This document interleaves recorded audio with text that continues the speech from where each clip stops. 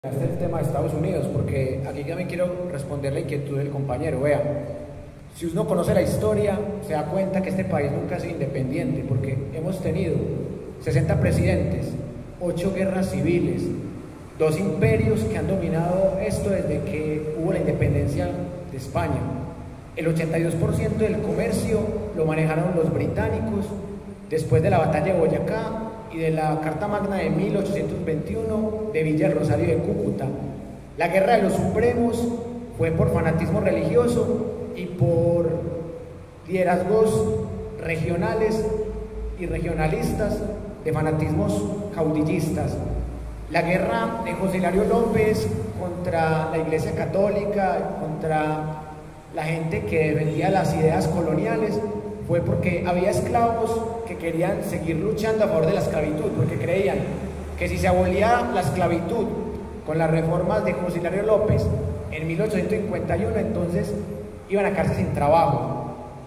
La guerra entre 1860 y 1862, que ya habían nacido los dos partidos tradicionales, fue porque había personajes como Tomás Cipriano de Mosquera que no estaban de acuerdo con aquellas ideas que se mantenían de la colonia, como la Iglesia Católica, como la concentración de tierras y la exclusión.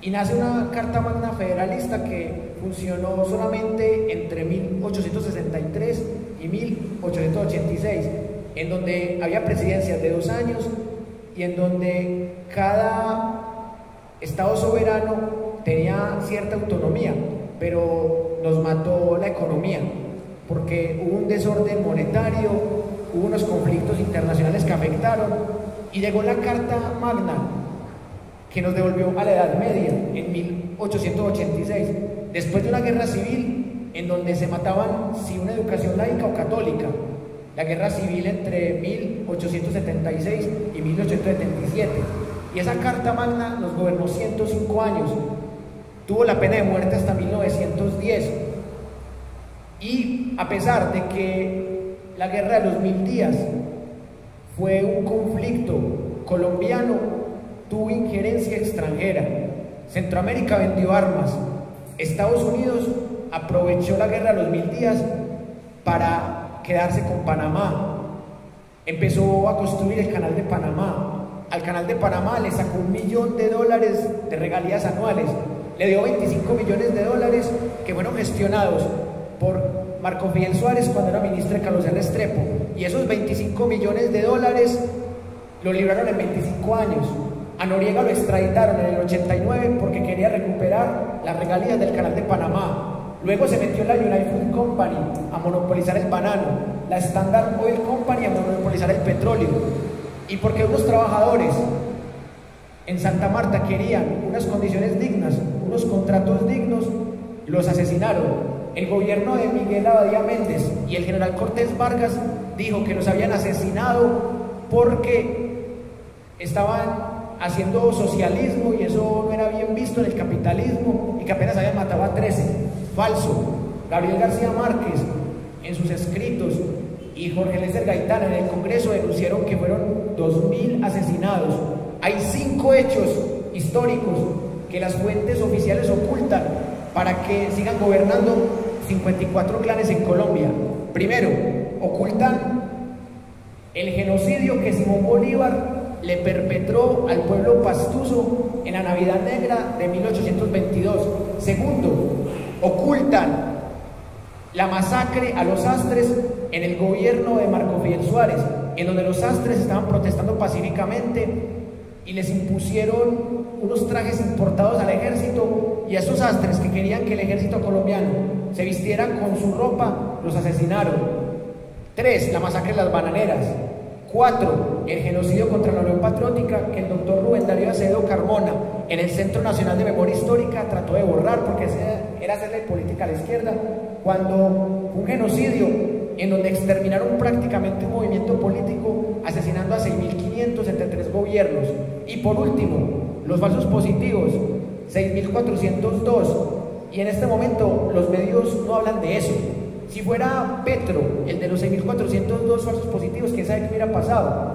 Si a Petro le hicieron esa persecución con los Petrovideos, que claramente es algo que éticamente no está bien, así no sea ilegal o así lo hayan chuzado de manera ilegal, pero estamos hablando de 5 hechos que ni el colombiano, ni Jorge Orlando Melo, ni tampoco Álvaro Tirado Mejía, ni Germán Colmenares, ningún historiador importante de Colombia se ha centrado en esos temas, porque a la oligarquía dominante no le conviene que la gente sepa esos temas. Y con esto termino. En el gobierno de Belisario Betancur, la materia de historia se volvió un subtema, una subunidad de la materia de ciencias sociales. Por eso hace 40 años que no estudiamos historia, y que lo poquito que estudiamos de historia es una historia patria falsa que nos mete fechas de la burguesía como el 20 de julio y el 7 de agosto, porque no hubo independencia, hubo cambio de amos, y realmente se requiere que la historia vuelva a ser una materia independiente, profunda, que se estudien las 1240 páginas del informe de la Comisión de la Verdad, que se estudien la historia que hacen otras personas que sin ser colombianas han denunciado el genocidio contra la Unión Patriótica, como el historiador británico Malcolm Dees, que lleva más de 60 años estudiando nuestra historia sin ser colombiano. Busquen en Google, busquen en esta biblioteca, en otras bibliotecas, Malcolm Dees, del poder y la gramática en Colombia. Busquen sus ensayos, sus libros, y él sí habla de los escándalos ya mencionados que historiadores colombianos en su tibieza no dicen. Entonces, por eso estoy totalmente en desacuerdo con el compañero cuando dice que nadie sabe historia. Se equivoca mucho, señor. Aquí en Colombia hay mucha gente que sabe historia, y no precisamente yo. Malcolm Dees lleva más de 60 años leyendo, escribiendo. El señor ha publicado más de 100 textos sobre la historia de Colombia, y ese trabajo merece mucho respeto, porque son más de 60 años de trabajo, y acá nadie puede ir a humillar ni a subestimar un trabajo de más de 60 años de alguien que ni siquiera es colombiano. Y si usted quiere ver historia de colonial, léase todos los historiadores que no son famosos en la academia.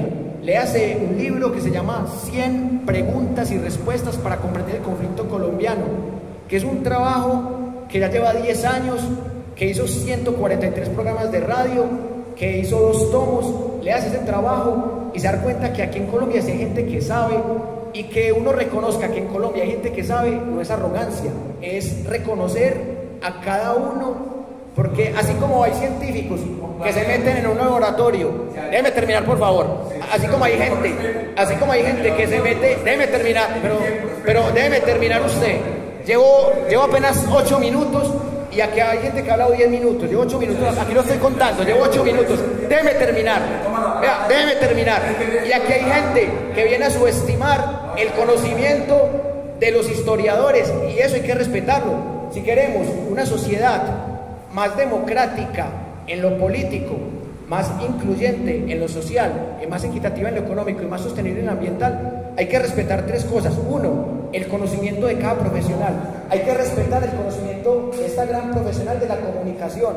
Hay que respetar el conocimiento que ustedes tienen de sus profesiones, sean abogados, ingenieros, médicos, lo que sea. Hay que respetar las profesiones. 2, hay que respetar el orden de la palabra, porque aquí se ha hablado más de 10 minutos y yo llevaba 8 y me estaban callando. Hay que respetar la palabra. Y por último,